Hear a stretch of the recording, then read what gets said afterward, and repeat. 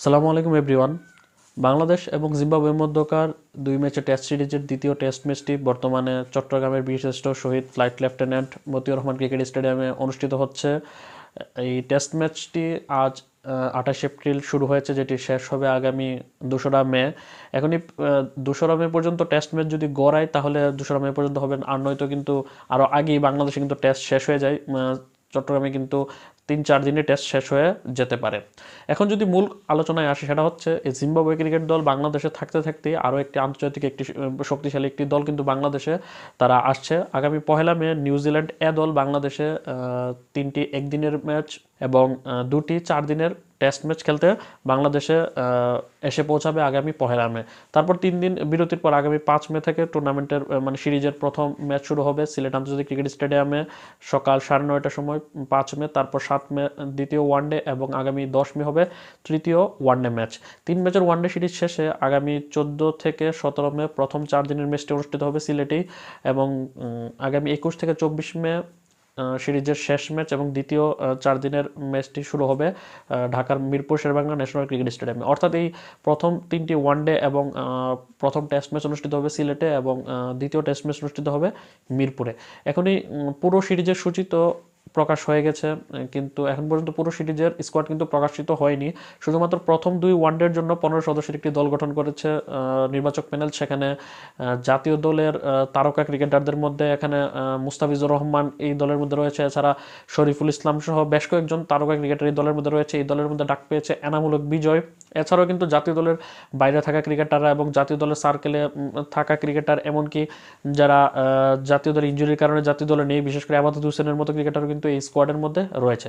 এখন এই স্কোয়াডে কারা কারা রয়েছে সেটি আপনাদেরকে যদি একটু বিশ্লেষণ আকারে বলি, এখানে 4জন ওপেনার ব্যাটসম্যানকে রাখা হয়েছে, 4জন মিডল অর্ডার ব্যাটসম্যানকে রাখা হয়েছে, তারপর একজন অলরাউন্ডারকে রাখা হয়েছে, 2জন স্পিনার এবং 4জন পেস বোলারকে রাখা হয়েছে। এর মধ্যে যদি আগে 15 সদস্য স্কোয়াডটা বলি, তারপর একটু ছোটোখাটো একটা বিশ্লেষণ করবো। 15 সদস্য স্কোয়াডে এখানে আছে পারভেজ হোসেন ইমন, নাইম শেখ, এনামুল হক বিজয়, সাইফ হাসান, নুরুল হাসান চৌহান, মাহিদুল ইসলাম অঙ্কন, শামীম হোসেন পাটোয়ারি, ইয়াসির আলী চৌধুরী, মুসাদ্দেক হোসেন সৈকত, নাইম হাসান, তানবির ইসলাম, রাজা রহমান রাজা, আবাদত হোসেন, মুস্তাফিজুর রহমান এবং শরীফুল ইসলাম। এই 15 সদস্য স্কোয়াডে যদি একটু ডিভাইড করি, প্রথমত 4জন ওপেনার ব্যাটসম্যান এখানে রয়েছে, পারভেজ হোসেন ইমন, নাইম শেখ, তারপর সাইফ হাসান এবং এনামুল হক বিজয়।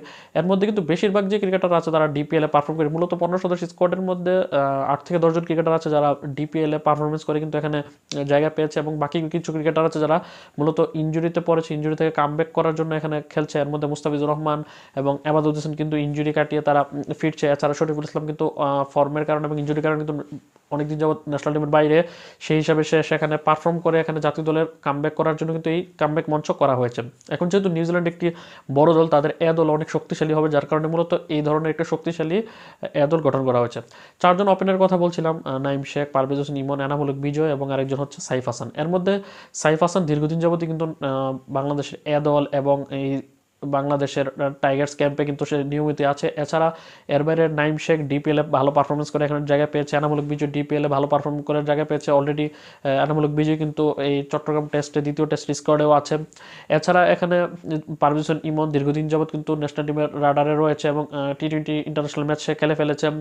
তারপর মিডল অর্ডার ব্যাটসম্যানের মধ্যে কথা বলে 2জন উইকেট কিপার ব্যাটসম্যান এখানে রয়েছে, নুরুল হাসান চৌহান যে ডিপিএলে ভালো পারফরমেন্স করেছে, পাশাপাশি কিন্তু দীর্ঘদিন যাবৎ ন্যাশনাল টিমের আশেপাশে ঘুরপাক খাচ্ছে। পাশাপাশি এখানে রয়েছে উইকেট কিপার ব্যাটসম্যান মাহিদুল ইসলাম অঙ্কন, যে অলরেডি বাংলাদেশের টেস্ট দলের নিয়মিত সদস্য, স্কোয়াডের নিয়মিত সদস্য, কিন্তু একাদশে কিন্তু এই টেস্টে কিন্তু তাকে রাখা হয়নি। মিরপুর টেস্ট এবং চট্টগ্রাম টেস্টে কিন্তু তাকে একাদশে রাখা হয়নি। এছাড়া এখানে কিন্তু ডিপিএলে ভালো পারফরমেন্স করে ইয়াসির আলী রাব্বি এখানে মিডল অর্ডারে ভরসা হিসেবে রাখা হয়েছে। অলরাউন্ডার মুসাদ্দেক হোসেন সৈকতকে এখানে রাখা হয়েছে। এছাড়া কিন্তু এখানে রয়েছে ফিনিশার শামীম হোসেন পাটোয়ারি। এই মিডল অর্ডারে বিশেষ করে রাব্বি, সোহান, মুসাদ্দেক এবং শামীম হোসেন পাটোয়ারি যদি ভালো পারফর্ম করতে পারে তাহলে কিন্তু ন্যাশনাল টিমে ডাকও আসতে পারে ওয়ানডে ফরম্যাটে মিডল অর্ডার।